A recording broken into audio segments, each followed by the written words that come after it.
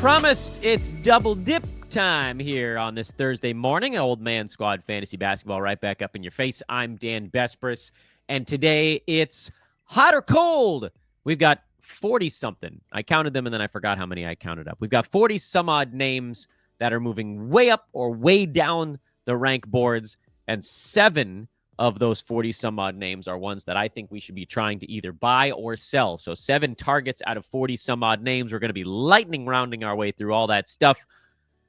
Let's begin by reminding you to follow me on Twitter at Dan Bespris, DanBesbris.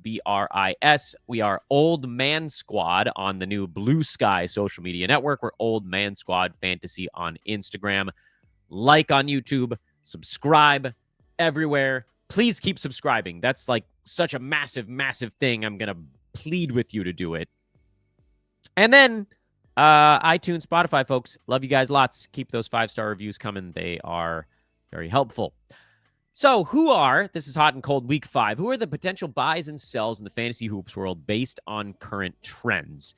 We are going to try to isolate the players that are the hottest and the coldest over the last 7 days, and then what we can do with that information that's actionable. Again, already mentioned, those are the places you can find me. You can see it. If you're watching on YouTube, you can see it written out. I've already said it, so I'm not going to say it again. Let us begin.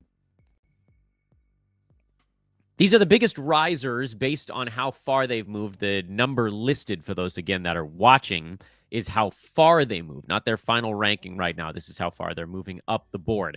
And the biggest riser, and some of this is small sample size stuff, but the biggest riser over the last week is Joel Embiid, who was number 164 after his first game played.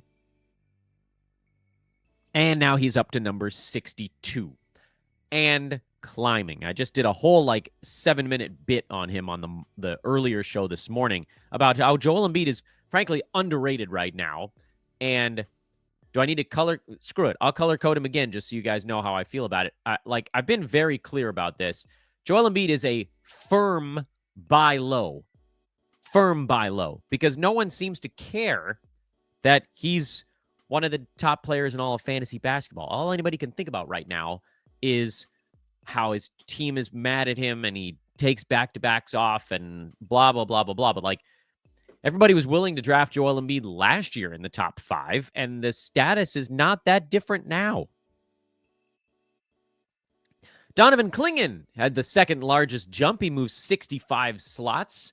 Admittedly, he wasn't particularly highly regarded before that, but he moved from number 203 to number 138. And again, we're not going to pause on the guys where there isn't much you can do that's actionable with it. With Clingan, the actionable stuff is you should be streaming him while DeAndre Ayton is out. But from a buy low, sell high standpoint, there's nothing there. Miles Bridges from 151 to number 94. That's a 57-slot jump. He's on his way back to where he'll probably be, which is between 50 and 75. So the buy low is probably done on Bridges now. Jamal Murray from 118 to 68. That's a big leap for him. And really all it took was one good shooting ball game to get him there. He's still at 41% from the field. As that gets up into the mid-40s, we hope it will, he will climb probably into the 40s in per-game rank. If you can buy low, I know everybody's terrified of Jamal Murray, and I get it. He's not what he used to be. He's beat up. He's a miniature buy low. I didn't highlight him in any color here because, how do you highlight a guy who's moving up the board really fast as a possible buy low? But I guess I could. All right, screw it. Here we go. Now you got it. In real time again. Jamal Murray, slight buy low, even despite zooming up the boards. Brook Lopez is our first new sell high name on the board. And you guys know I love Brook Lopez. I've loved him since I was a wee lad. He's number 37 right now in 9Cat. Jumped up from number 84. Got off to a really good shot blocking start to the year, but wasn't making any buckets. Right now, he's starting to make buckets, and his steals are extraordinarily high, and he's just on a furious heater, a heater for the ages that we know is not going to keep up. If you can get someone in the top 50 back for Brook Lopez, I think you consider doing it. If you can't, don't bother. And so I don't want to spend too much time on Brook because I think he's going to be kind of a difficult player to sell high on just because no one believes that he can keep it up and nobody cares when he does.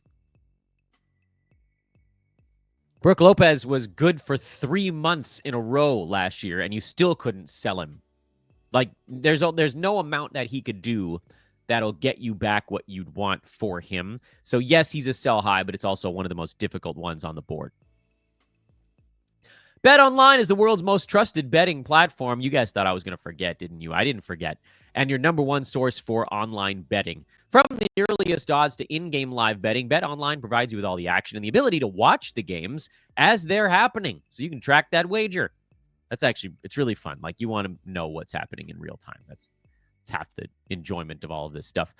With the largest selection of odds on everything from football to NBA to college basketball to NHL to UFC and MMA, you can head to BetOnline today to get in on the action with America's most trusted site for online wagering. BetOnline, the game starts here. I almost forgot, but I didn't forget. So congratulations to me. I pulled my head out of my rectum for a few seconds there. Jimmy Butler is your next name on the board. Guys that are jumping up from number 128 to number 81. That was one good ball game, by the way. And part of that is just like when you're ranked between 75 and 200, you could jump 40 slots in a day. But we always knew, like, Jimmy Butler was not going to be a low 70s high-volume free throw shooter. That just wasn't going to happen overnight. He's still on his way up. I don't think you can buy low anymore because he just had that big ball game, but he's going to be better even than he was.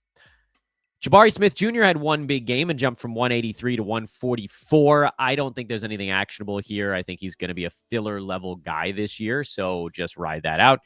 Freddie VanVleet up to number 39 in 9-cat now, up from 77 over the last week. He's now closing in on where you drafted him after all the hemming and hawing and hand-wringing. The same as freaking last year. Freddie got off to a slow start, and then he got it together. It's the same thing, guys. We need to have a better long-term memory. De'Aaron Fox jumped 37 slots to number 14, but a lot of that's because he lost all of his friends to back injuries. Okay, not all back. Malik Monk was ankle. But Domantas Sabonis and DeMar DeRozan both nursing back injuries. They are expected. Well, DeMar is expected back tonight. Wait, when do they play? Tomorrow? Whatever. Tomorrow. Sorry. Next ball game. Let's just go with that on Sacramento. And so Fox's role is going to shrink considerably back down to what it was before Sabonis and DeMar went down, which was more in that. I know he was number 51, but I think that was probably a little bit on the low side for him. Last year, he was in the 20s.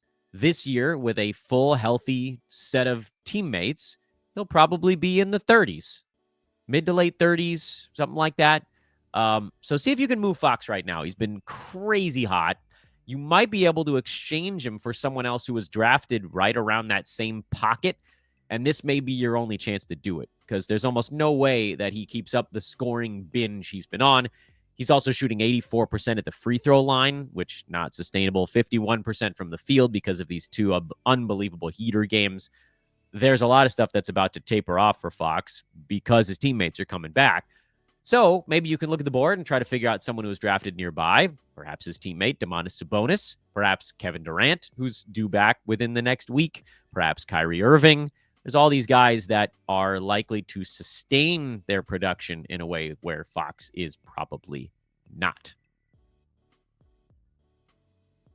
Lauri Markkanen is up 35 slots. I keep jumping over a syllable in his name because I'm in such a rush. Lauri Markkanen. He's number 86 now. You can probably still buy low, but maybe not because he had a good ball game. Devin Vassell moved up 35 slots up to number 111. I don't know if you can buy low on Vassell. I think anybody that drafted him and then held through the injury is probably just going to want to let this thing ride. So nothing there. Giannis up to number 56 on the backs of some better ball games. Like, they're not. There's nothing you can do with Giannis. Jrue Holiday up to number 131 now. We're just waiting on the stupid defensive stats to actually get where they need to be, and then he'll be fine. So there's not a whole lot actionable there you could do. You could still try to buy low. In fact, let's color code him in real time also. Jrue Holiday, you are still a buy low. He just quietly putting up pretty decent ball games just without steals or blocks. It'll get itself course corrected. Jalen Brunson up 26 slots. The buy low on Brunson is probably done now. He's inching up towards where we think he'll be. He's still not all the way there. He's at 61 right now, and I think he gets probably into the 30s or 40s, somewhere like that. So, but 2 big ball games means you're not going to be able to buy low or sell high, despite him being warm. Franz Wagner, number 20, or sorry, it jumped 25 slots over the last week. He's up to number 28. And he'll cruise along like this while Paolo's out because he's sort of the only... Actually, I think he might have moved down a tiny bit at the end of that Clippers game. No, he's still up there at a pretty good spot. He's not going to take 18 shots a game when Paolo's back. It's just as simple as that. He's over his head in usage at the moment. But I'll say what I said during the preseason. I like Franz Wagner's fantasy game. This is one of those we got to hold 2 thoughts in our heads moments. I like Franz Wagner's fantasy game. He's well-rounded. He's sort of tailor-made for 9-cat roto because he's pretty good at scoring, and he's okay at rebounds, and he's decent at assists, and he gets some steals, and his percentages are solid, and his turnovers are low. His threes are a little bit better this year. But most of what you're seeing right now is a mirage on the usage side.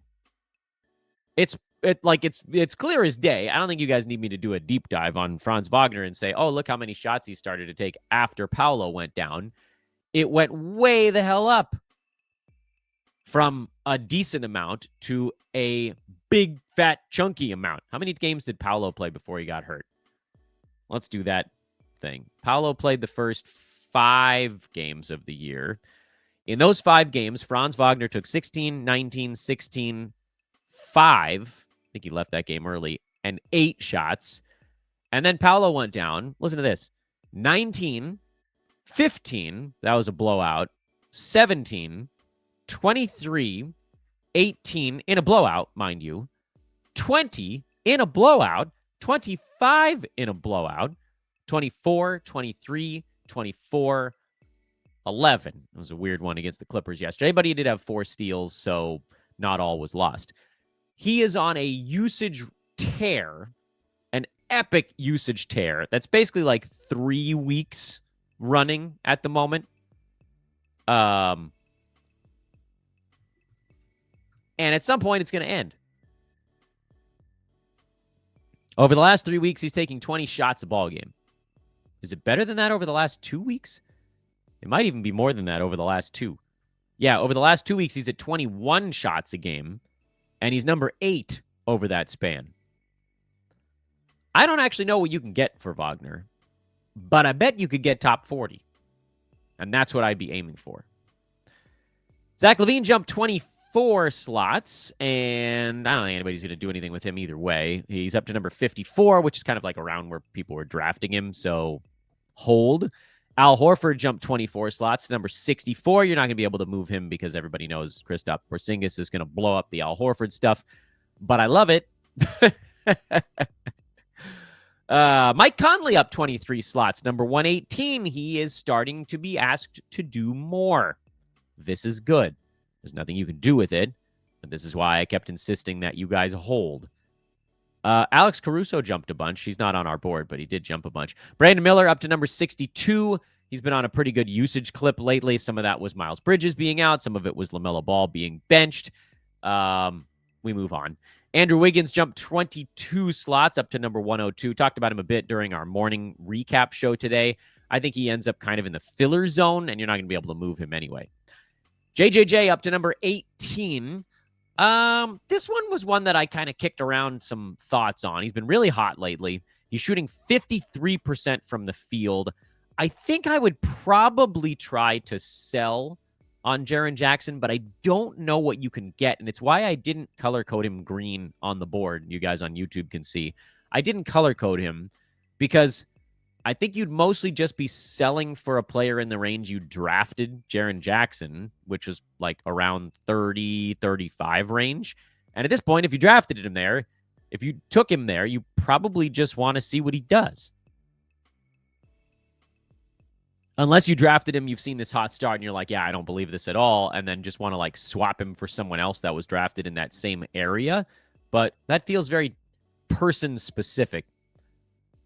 Donovan Mitchell quietly climbing the board despite a bad game yesterday, actually. He's pushed himself up to number 19. So good. This is good. Steals are still on the way up. Usage is finally getting back kind of into the range that we were hoping for. I think he can go a little bit higher. But more than anything, I like the fact that he's just taken one rest game so far. Jarrett Allen jumped 18 slots. He's been bouncing around, weirdly hot and cold. Started at number 13. Fell to 47. He's back up to 29. He'll land somewhere in the middle of all of that, so nothing to do there.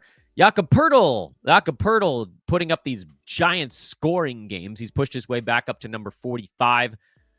He's a guy you try to sell for top 60. I think you might be able to pull it off. I don't know who those guys are in the 60 range that you could aim for. Joel Embiid. Yeah, probably won't get it done. Michael Porter Jr., Zach LaVine are names you might be able to get for Poeltl. I think it's too late to get Isaiah Hartenstein, but obviously I would make that move in a heartbeat. I don't think you're going to be able to get Siakam or Adebayo. That's probably asking for too much. I don't think you'll be able to get Halliburton. He's at 59. No way. You won't be able to get Brunson. He's been too hot. So, that's probably about what I would look at. You might consider Rudy Gobert. He's number 75, and those two will probably be kind of like ships passing in the night at some point. Maybe when the Raptors get healthy. And this next one kind of pains me to do because I love his fantasy game, but Tari Eason at number 39 right now, somehow still going up, went from 55 to 39 over the last week. That's crazy. We like Tari Eason a lot, but he's at 3.3 combined defensive stats in 23 minutes of ball game. That, sadly, is not going to last. He's an elite steals guy. He's a very good rebounder, especially per minute. But right now, you try to lock in like a top 60 kind of dude for Eason and go from there. If you can't do it, then let this keep going. Okay? This is a only cash in if you can situation on Eason, because not like with Poeltl, like at some point with Jakob, guys are going to come back and he's going to just do less. Same story for Franz Wagner. These are ones that have a little bit more of a shot clock on them. And even looking at the previous page, De'Aaron Fox has a shot clock of like a couple of hours. Brook Lopez, not as much, I guess, on the shot clock. Embiid, not as much on the... For Embiid, it's like he's just going to be better soon. Whoops, I have Embiid color-coded wrong on this page. Sorry, guys. That was all the way wrong. He was supposed to be a buy despite jumping up the board. I had him color-coded as a sell. Idiot, Bespris. Okay. So with Eason, I don't think there's a shot clock on him. You can just see how this goes, and he might just continue to roll. And the longer he rolls at a good clip, the higher you'll be able to get on the return. So you don't have to force this one. Only take back something good if it's there. And then the last three names that have been rising, I don't think there's anything you can really do with these guys. Anthony Edwards is up 13 slots into the second round now. James Harden is up 13 slots, also into the second round. And Jalen Williams is up 11 slots from the second round into the middle of the first round. Absurd. Yeah, I mean, obviously there's a sell going on here with Jalen Williams, but you ain't going to get a first rounder back. So just roll with it. Like, I think his defensive stats probably come down a bit. The other stuff actually might not. Like, he was expected to do more this year, and Chet Holmgren is out forever. So why not a lot of Jalen? I would not take back anything worse than like a mid to late second rounder for Jalen Williams. Like, no chance I'm taking anything back worse than top 20. And even those guys, I need like a locked-in top 20 kind of guy. I don't want CJ McCollum coming back. Give me Donovan Mitchell. I'll give you Jalen Williams. Give me frickin'... Well, you're not going to get these other guys. Give me Dame. I might think about it. Maybe not. I might not even do it. Jalen Williams is just a beast. The list of guys falling, luckily, is quite a bit shorter, and the list of targets on the guys falling is way, way shorter. Josh Giddey fell 53 slots this last week. A cold chill runs up my spine. He almost fell off the board. He's number 205 right now. It's pretty easy buy low because he can't throw a stone in the ocean. He's got Tyrese Halliburtonitis, but it ain't going to get any worse than this. So see if you can get him for crap. I didn't want to draft Josh Giddey at 70, but I don't mind paying, like a top 120 guy for him. Might as well. That's a shot in the dark kind of thing. Donte DiVincenzo down 44 slots to number 169. I don't know what to tell you guys. I thought Donte would be like around 100 to 120 this year. I thought he was a relatively safe kind of play towards the end of drafts, but I didn't have much faith in the upside on him, and it's been significantly worse than that. I think he ends up as a filler level guy at the end of it all, so I don't think I would buy low. If someone drops him out, I would consider picking him up, but I'm not going to go out on a limb and go try to buy. Terry Rozier fell 37 slots, and apparently he's dealing with a foot thing that we're just learning about now. We just got a report mid-show that Nikola Jokic was not at practice, so he might miss another one. Sheesh. All right, well, get your Dario Saric fired up. Anyway, enough of that. Terry Rozier is someone I would think about buying on, but you might just wait out somebody dropping him. So that's why he's not color-coded. I may need another color for wait until somebody drops this guy and then pick them up, because that's what Terry Rozier is right now. You don't need to go spend anything on him. Brandon Boston Jr. is down 36 slots because he's forgotten how to shoot, and this was going to happen. He came in hot. Now he's super cold. They've got nobody there, so he's a hold, but not a buy. Nick Claxton down 35 slots. Sounds like he might be back, though, for Brooklyn's next ball game. He's, how did I forget to color code him? Nick Claxton is definitely a buy low, and he has been pretty much since the outset this year. That's a whoopsies, guys. That one's my bad. Claxton's a buy low. I don't know what it would take to get him, but I can't imagine it's going to be all that much because he's ranked number 172. He's shooting 46% at the foul line. If you're punting free throws, it's a much easier thing to go try to pull off. If you're not, go find someone who's diddling around. Go give up frickin' Derek Lively.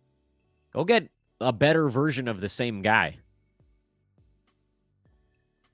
Upgrade your punt free throw play. Go use Jared McCain to get him. Everybody's enamored with Jared McCain, and he's been fun to watch, but he didn't do anything besides score and hit free throws.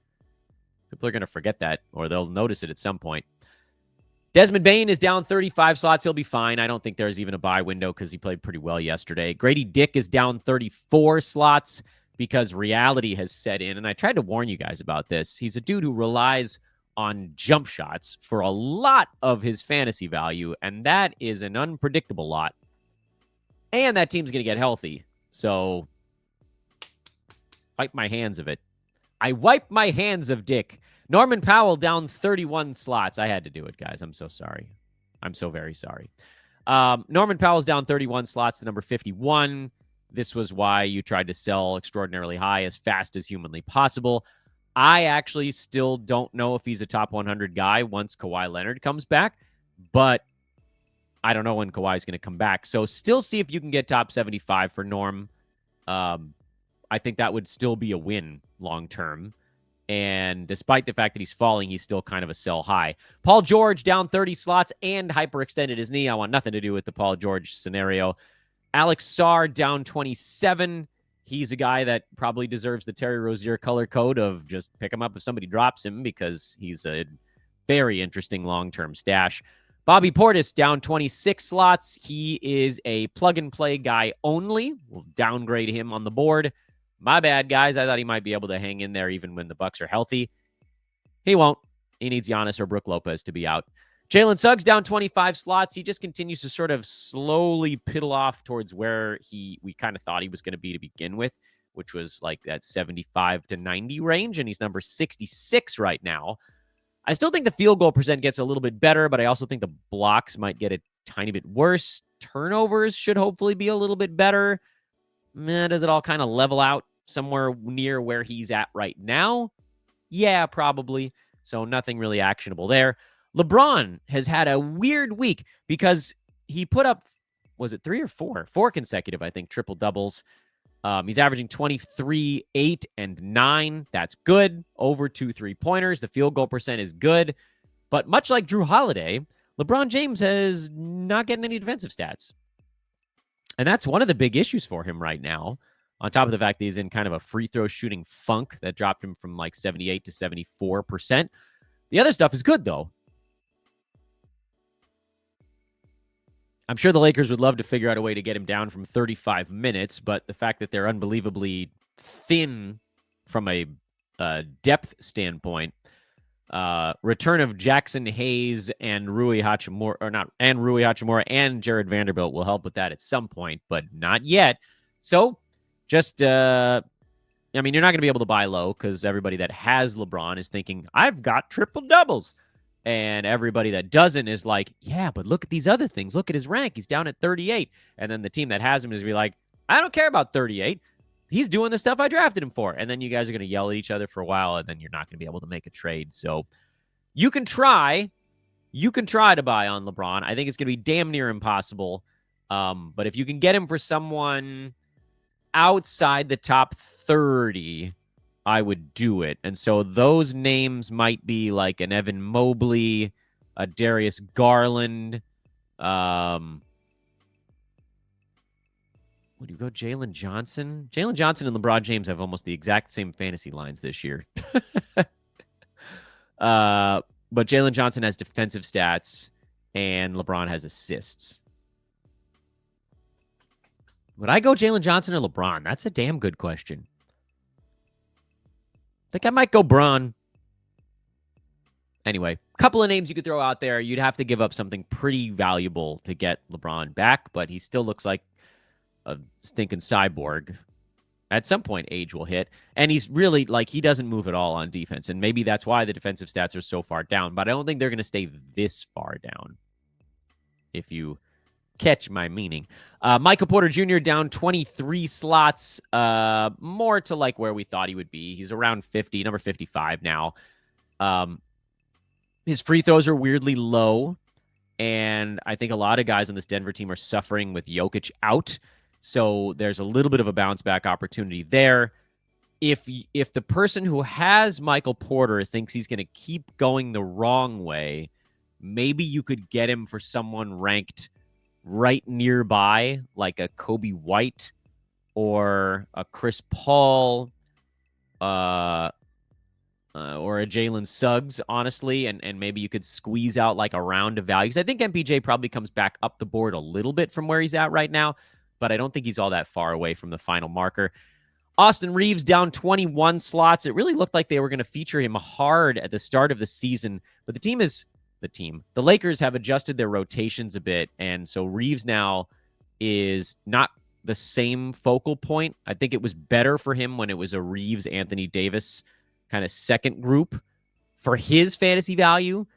For the Lakers as a team, it's better to have him with the unit he's with right now, but that's a unit where he doesn't get to do quite as much. So there's been a little bit of a tapering after a really good first couple of ball games, and it is, unfortunately, some of it is about role. Some of it's the fact that his free throw number is at 80 instead of mid-80s and field goals at 45 instead of high 40s. So could he bounce back a little bit? Maybe. I think this might just be more where he's at, around 70 range, which is still a little better than last year in the 80s, but not top 50 like we were kind of hoping for after that quick start. And then Lou Dort is the last name on the board. We talked about him earlier today. We always knew he was going to fall off the map, and he's kind of on his way there. I think he probably stays inside the top 120 as kind of king of the filler types, Lou Dort. But you're not going to buy on him right now because he probably keeps going the wrong way before he comes back the right way. So there you go. Quick recap. Yeah, we covered 40 some odd names. Your buy low guys, despite moving up the ranks, Embiid, Jamal Murray, Jrue Holiday. And then the guys that are falling that are buy lows are Giddey, Claxton, and LeBron. The sell high guys, Brook Lopez on the heels of a very hot stretch. De'Aaron Fox because his teammates were all hurt. Franz Wagner with Paolo out. Jakob Poeltl with an entire team out. And then Tari Eason because his defensive stats are crazy high right now. And again, a quick reminder, there is no huge rush on the Tari Eason one. Do not trade him just because I color-coded him green on this board. Make sure it's a good return on that one. Whereas for a lot of these other guys, you have to move a little bit quicker. Like the buy low guys, you got to move fast because if they have a good ball game, you're not going to be able to buy low anymore. The typical sell high guys, like with Eason, like even if he has a bad ball game, I don't think it's going to change things that much because you're probably not going to get the right amount back right now anyway. But like if Brook Lopez has a bad ball game, okay, he's a bad example. If De'Aaron Fox teammates come back and he scores 22 instead of 60, you're not going to be able to get a top 20 guy for him anymore. So there are clocks on some of these guys and not so much on others. Thanks for tuning into our 2 shows today, everybody. Tomorrow we have, of course, our big week in review episode. I might try to slip in a sell high because it didn't seem like you guys cared that much about the big weekend 30-team preview show.